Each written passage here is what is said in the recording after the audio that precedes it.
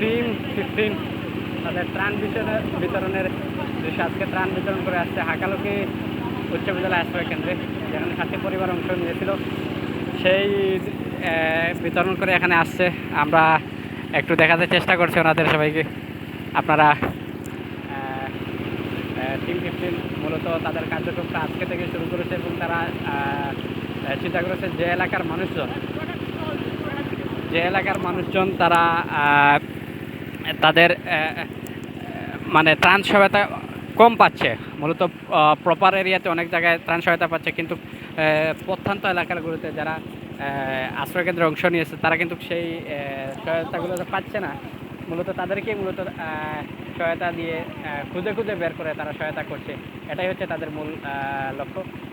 তাদের সেই লক্ষ্যটা পূরণ হোক, আমরা সেই দাবি রাখছি। সবাইকে ধন্যবাদ জানাচ্ছি এবং আপনারাও যারা বন্যা দুর্গত আছে তাদের খুঁজে খুঁজে বের করে সহায়তা করবেন সেই আশা রাখছি এবং এখানেই শেষ করতে ধন্যবাদ সবাইকে।